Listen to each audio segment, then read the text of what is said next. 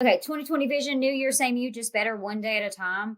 Top secrets to make 2020 your best year yet with this is Worksby, and we are a company that we focus on ways to help people live their wisest life, their best life. And WISE stands for well, intelligent, safe, and empowered. And we think that you and everybody can be better in multiple areas. A lot of time, whenever we talk about wellness, that is generally where I am called in for. The WISE coaches are called in for. It is typically with just wellness, but we also think emotional intelligence. So, intelligence, process improvement, safety, and empowerment is very important for the engagement of yourself and the people. So, the only thing worse than being blind is having sight but no vision. This is by Helen Keller. If you don't know who, she's a famous person who was actually blind and deaf. And I think it's very empowering for her that she even has these comments that the only thing worse than being blind is having sight but no vision. So today, 2020 vision, we will be talking. Coach Rachel and Coach Annaleise, they will be on the chat feature and they will be talking as well. So if you have any questions, they will be able to cue in. So to get started, let Rachel introduce yourself. Yeah, so I'm Rachel. I'm a nutritionist. I believe that food is incredibly healing and powerful, and good nutrition is the foundation for good life. So I'm all about promoting that. I'm Annalise. My background, I've been a dietitian for about 3 years now. I have a bachelor's and a master's in dietetics. This is my first time doing more of like a health coach kind of job. I'm typically pretty clinical, but I'm really excited to start doing this and helping people. And, I'm super pumped. So how this one kind of goes is it's agenda. We have some tips and tools. Then we have a little talk and then a takeaway. So there are only two ways to influence human behavior. You can manipulate it or you can inspire it, by Simon Sinek. The one thing that I really want to start on is inspiration over information. This is very, very, very important to have. And the reason I say that is because inspiration is what inspires you to transformation. Working in the healthcare system, I will say I know a lot of people who have been informed on things to do, but they don't usually do it. So for us, we want you to look at ways that you can find inspiration over information. Pretty simple, but it really does make a difference. And so what we say is connect your goal to things that are important to you, like your family, friends, faith, and future. So why are those things important? Because they connect back to your ultimate why. So family, for me, family is extremely important. My kids, my husband, the way that I go about my life is really big on making sure that my family is informed on it and making sure that if I want to be held accountable and do things in my life, I definitely need to incorporate them. Friends are very big for me. Faith is huge as well. It helps guide me in a lot of my practices that I do, but also my future and wanting to have a great future, not only for myself, but for my next generation, being my children, and helping them, because I've been blessed to be seeing how generational effects can affect me. The inspiration that came from my father, who helped invent a lot of things that make carpet. His inspiration has led to my inspiration. So it's a generational effect that I definitely want to help. If you want to be happy, set a goal that commands your thoughts, liberates your energy, inspires your hopes, by Andrew Carnegie. You don't have to conquer the world. This is one thing I really want to talk on is you do not have to conquer the world. What I found is too many people come in and at the time they really want to focus on doing so many goals. And yes, you do want to accomplish a lot, but the thing is the physiology behind it. If you work on one, it actually is mutually reinforcing of the others, which is really awesome. So if I work on a goal to eat better, if I'm eating better, do you not typically feel better? Do you not think a little bit better? I know me personally, I am making sure that I add practice of adding more steps in the day. And so I find a time that I go and I walk. And that actually is my best business time, I say, because it makes my brain, because if I'm sitting here all the time, my brain is not getting the oxygen or the blood flow that it really wants to have. And so whenever I'm up and I'm walking and I'm running, or I am going, and that's the reason why we always say walk and talk meetings are awesome for business aspects. Or if you want to have an in-depth conversation with somebody, go on a hike. It's very easy way to add creativity to your day. Mentally, in your experience, how many times have you seen people kind of go so big with their goal? Oh, time and time again. And I mean, typically it happens, around the first of the year when everyone's making their New Year's resolutions, which it's always great to make changes and, want to improve yourself slowly. But, we see it all the time. Everyone sees body type that they want and they are willing to make all of these drastic changes. But typically it's so drastic that it's hard to actually follow through with for the rest of your life. And then fall off the wagon. Oh, I agree. Absolutely. The next one is have no fear of perfection. You'll never reach it. This is something I know I struggle with personally, is that I want to be perfect at everything and I'm trying to get so much better at it. But this is something that I feel like is not just to me, but the more I talk with people, that perfection is something that, you want to get all the straight A's, or you wanted to get maybe whatever it may be, you wanted to progress in your business, or if you wanted to progress in your goal, you wanted it so perfect. And when a hiccup comes, it kind of really can stop you. So we say be human, not perfect, because like I said, nobody can be perfect.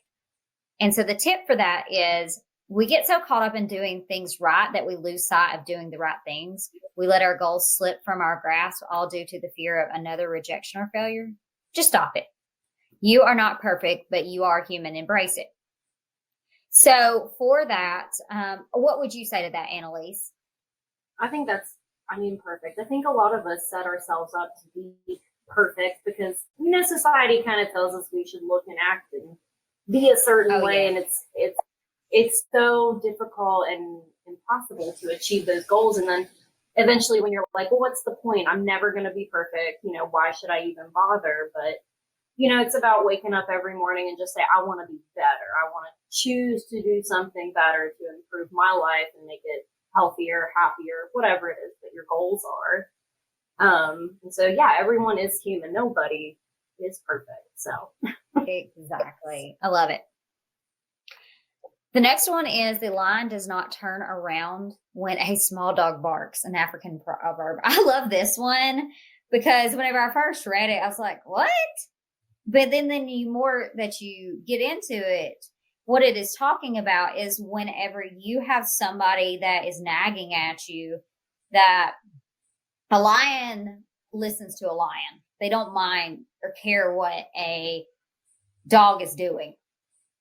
So for us, we need to care about the people that is surrounded with us, that influence us. So what we say is we need to have priority people over petty people. Priority people are ones that know you. They know the ins and outs of you. They know the good, the bad, and they're going to be loving towards you. And for us, love is to be patient, kind. It wants to be honest and non-judgmental. Comparative to petty people can be a lot of like social media or people that only know you at a distance, like a coworker that may not know the in-depths of you. Or it could also be it actually can be people that are a fan of you. But once you do something that, we'll say like this, I was a Tennessee football fan for forever, and I still am. But at that time, I seen so many people jump off the bandwagon and just go negative towards them. That's what the people that you kind of don't want to listen to because, and even if they're a fan still throughout, I don't know the in-depths of any of the Tennessee culture of a Tennessee football player. So if they come to listen to me on how to give advice, it wouldn't be good for them. So that's the same thing with us. If in business advice, you can get so much of it, or it can be life advice, and especially with you with eating, how much stuff do you, the dietetics world, we talked earlier about how controversial it can be, but making sure that we listen to our priority people over petty. So, and this is the one thing, you would never see a referee calling a game in the top row of a stadium. They are in the action with the players, just like this. You need to make sure the people who get to have a say in your life have a clear view of who you are playing. so they can call the game correctly. So, Annalise, my question is for you with this. How can people be better at focusing on priority people instead of petty people? I think first, sit down and just kind of be real with yourself. Like, who's been there to support you? Who's seen you in your best and your worst moments, and who's been there to kind of help you pick yourself back up and say, all right, let's give it another shot the next time around. You want to find people that are going to support you and, the ones who want the best for you. And that unfortunately isn't always the longest list of people, but having someone there that can kind of push you and say, hey, just keep on going. It's going to get better. You find that support system very yes. I agree so much. And the big thing with this too is that it's the support system, like you said, and making sure that support system, most people don't have 1,000, or they may have 1,000 friends on Facebook, but they don't have 1,000 people. I always hear the saying, if you have at least 5, if you can say 5 people, you are blessed. Yeah. And so, and that's the thing, is finding that number for you. But like you said, 3 to 5 people is fantastic. Yeah. So our next one is, our goals can only be reached through a vehicle of a plan in which we must fervently believe and upon which we must fiercely act. There is no other route to success than a plan. And so the one thing that we have that plan, and part of that plan, is to listen to our bodies and listen to your body. I have found so many people that will find ways to do other actions, and they will listen to other people. They will listen to podcasts or self-help books. They will listen to other things, but they don't ever internalize and look at themselves. And we've talked a lot about intuitiveness and intuitive eating. And what are some ways that people can better listen to their body, especially in the new year, to know, hey, this is stress, or this is a sign that I need to hold back or something? I know that honestly, this might sound very simple, but just to pause and say, all right, why am I going to the kitchen to eat ice cream? Am I actually hungry, or am I upset about something a coworker said to me at work earlier today that I haven't let off my mind? I personally like to journal every day. It helps me get my mind right. It helps me work through some personal struggles. And it just kind of helps me get more in tune with myself. So yes. I would, the first step, just pause and think, why am I eating? And it sounds very simple and very basic, but I mean, it's a very good first step to take. I agree. And I'll say some of the things that we do, it's I love the random fact that 5 a.m. shoveling the snow is the number one time to have a heart attack. Or if you're underneath yellow lighting that does not have a lot of people, or not a lot of interaction with people, but then also it's very closed off and natural light. If it does not have that at 2 p.m., if you didn't have a good meal, you're more likely to go to sleep. So there are these things that we just don't know about at times. And so, and one of the ones I talk a lot about is your safety copy of your body, serotonin. So especially in companies, I go in and talk about serotonin and safety, or I talk about safety in general. And most people think serotonin actually comes in your brain, but it actually is 90% in your gut, and you have gut reactions to these things. So listening to your gut, being able to be in the situation that you actually can listen to, is kind of huge. But the other thing is make sure that you know that it's your gut and not your anxiety or worry. Sometimes I feel like we compensate with one with the other, and we worry about things that may not even happen. And it is just the ability to get out there and act. You will eventually get to be able to distinguish between a gut reaction and anxiety. I think it's very huge on that. Mm-hmm. And then accountability separates the wishers in life from the action takers that care enough about their future to account for their daily actions. So accountability is key. It's just huge. I'll say that Live Wise was created to create a space for accountability, connection, and life-changing results. But accountability is so huge on it. And one of the things that we do is we have rules of engagement with our clients, but also you can make rules of engagement with yourself.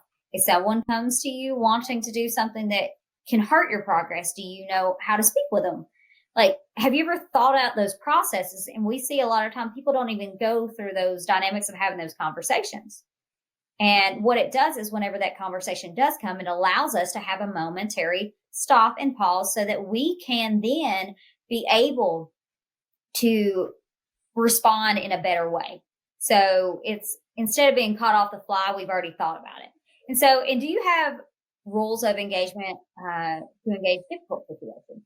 Make a list of rules of engagement. Remember, just like your goal, it needs to be realistic, and sometimes you will act something you actually abide by. So if you make some outlandish rules of engagement that somebody comes to me and I'm going to just walk away and you have to deal with them in a meeting, you can't walk away in that meeting. So what are some things that you do? What is your rule of engagement whenever you deal with somebody that may hurt your progress? Or I have seen a lot of time that, and you can talk to this, Annaleise, is that whenever you get into your daily routine, you're doing great, you're crushing your goal, and then somebody comes over and the boss has bought out all these donuts for everybody, brings them over, and then you, of course, wanting to stay with your goal, you just say, hey, it's not for me. You're not rude about it.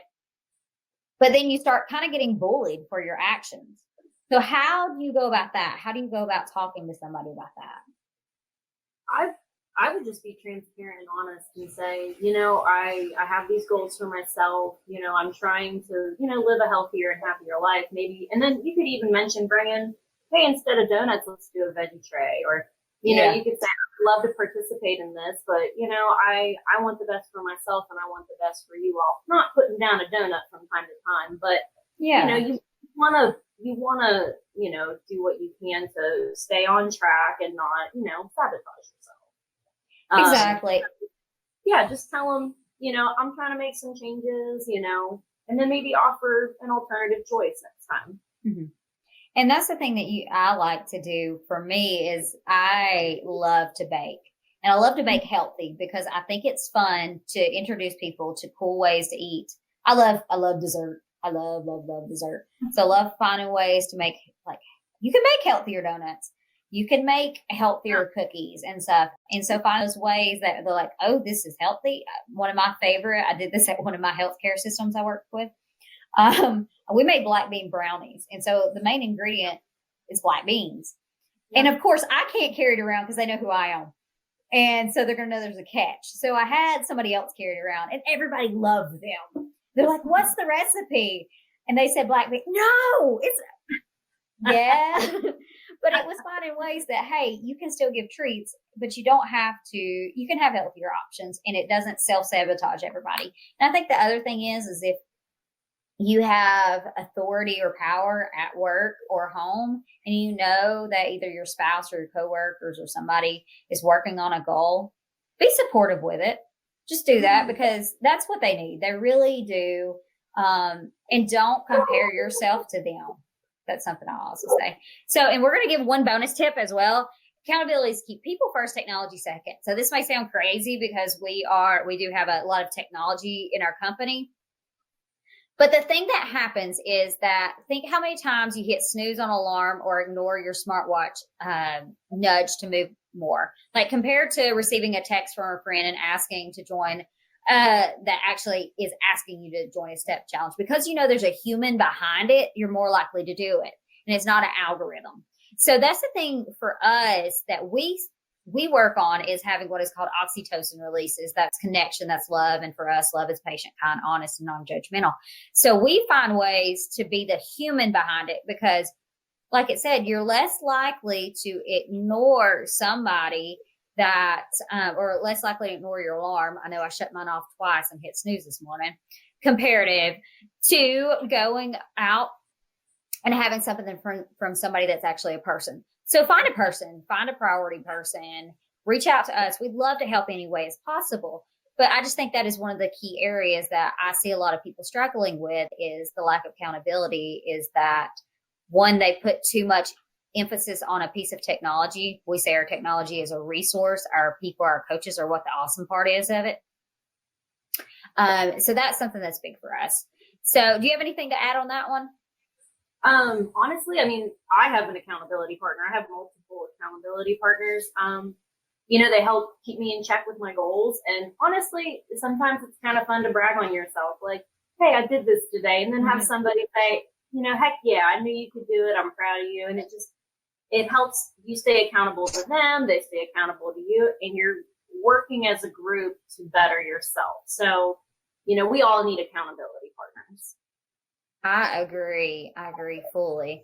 But the big thing that I think that we just to talk about is finding ways that we can be our best selves, we can be our truest selves, and we can work on making sure that we focus on the vision of 2020 and sticking with it. Do you have any advice on best practices or best ways to help people live their best life and focusing on you for the year to come?